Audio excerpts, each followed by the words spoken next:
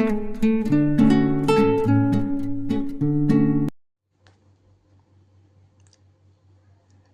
Student, आज हम बात करेंगे सेल और बैटरी की। वही सेल जो आपके टीवी के रिमोट में, टॉर्च में, दीवार घड़ी में, इलेक्ट्रिक बिल में इस्तेमाल होता है। वीडियो शुरू करने से पहले आपसे एक अनुरोध है, कृपया चैनल को सब्सक्राइब करना न भूलें। जब बिजली कट जाती है तो आपने देखा होगा कि बहुत सारे घरों में अंधेरा नहीं होता, बल्कि बिजली रहती है। यह बिजली इन्वर्टर के कारण मिलती है। घरों में एसी सप्लाई से बिजली मिलती है, जो ट्रांसफार्मर से प्राप्त होता है, तथा घरों में लगे डिवाइस जैसे बल्ब, पंखे, टीवी, फ्रिज भी एसी पर चलने के लिए बनाए जाते हैं। इन्वर्टर डीसी को एसी करंट में बदल देता है। इन्वर्टर को डीसी करंट बैटरी से मिलता है। आइए हम जानते हैं सेल और बैटरी होता क्या है। अभी तक आपने इस चैनल को सब्सक्राइब नहीं किया है तो सब्सक्राइब जरूर कर दें। आपके सब्सक्राइब करने से वीडियो बनाने में बल मिलता है। तो आइए बात करते हैं सेल और बैटरी की। सेल ऐसा डिवाइस है जो केमिकल एनर्जी को इलेक्ट्रिकल एनर्जी में बदलता है। देखिए, ये सेल का एक फिगर दिया हुआ है। इसमें दो टर्मिनल है, एक पॉजिटिव और एक नेगेटिव टर्मिनल है। पॉजिटिव टर्मिनल के साथ में एक लोड को, बल्ब को जोड़ा गया है। ऊपर वाला टर्मिनल पॉजिटिव टर्मिनल होता है और नीचे जो आप देख रहे हैं वो नेगेटिव टर्मिनल बेस है। इसका सिंबल देखिए, दो खड़ी लकीर होती है। इसमें एक बड़ी होती है और एक छोटी होती है। एक जो बड़ी लकीर है उसे पॉजिटिव कहा जाता है, जो छोटी है उसे निगेटिव का ये निगेटिव होता है। इसका सिंबल देखिए। तो आइए, बैटरी कहते किसको हैं? तो कई सेल को जब हम एक साथ जोड़ देते हैं तो उसको बैटरी कहते हैं। सेल के समूह को जो एक साथ सीरीज या पैरेलल में जुड़े हों बैटरी कहलाता है। देखिए, बैटरी का सिंबल आप देखिए, कई सेल है, ये 3 सेल दिया हुआ है, positive negative, positive negative, positive negative. इस तरह करके एक 3 सेल का को एक सीरीज में जोड़ा गया है और एक बैटरी का निर्माण हुआ है।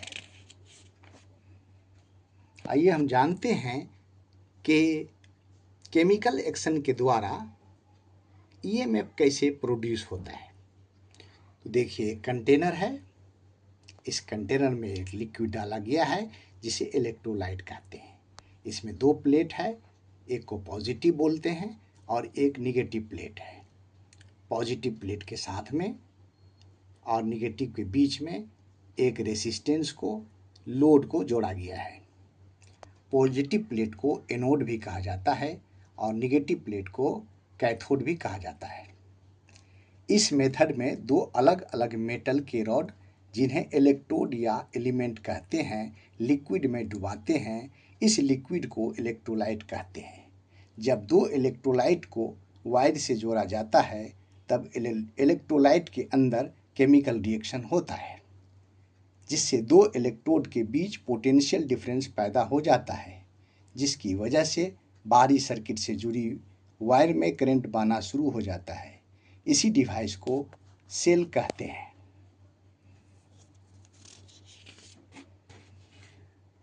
क्लासिफिकेशन ऑफ सेल देखिए। सेल को 2 प्रकार में बांटा गया है। पहले को बोलते हैं प्राइमरी सेल और दूसरे को बोलते हैं सेकेंडरी सेल। प्राइमरी सेल एक बार प्रयोग होने के बाद डिस्चार्ज होने पर इसे पुनः प्रयोग में नहीं लाया जा सकता है। केमिकल एक्शन के द्वारा ईएमएफ उत्पन्न होने के लिए जो केमिकल डाले जाते हैं, डिस्चार्ज होने के बाद ये केमिकल बेकार हो जाते हैं। इसका मतलब यह है कि सेल की लाइफ प्रयोग होने वाले केमिकल पर निर्भर करती है। यह सेल कम करंट देने के लिए प्रयोग किया जाता है। इस सेल का इंटरनल रेसिस्टेंस अधिक होता है तथा इस सेल का लाइफ कम होता है।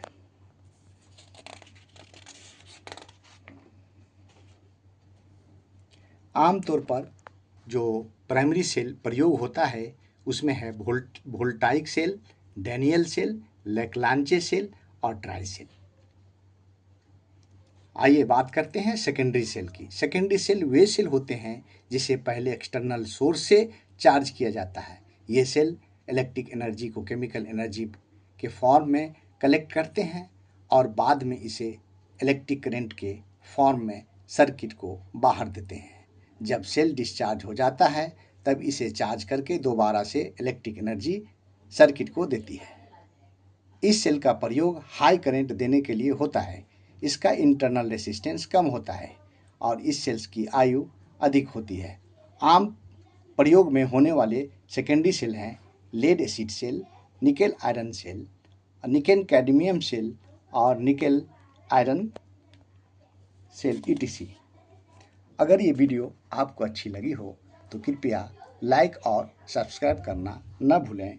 आपके सब्सक्राइब करने से वीडियो बनाने में बल मिलता है। धन्यवाद।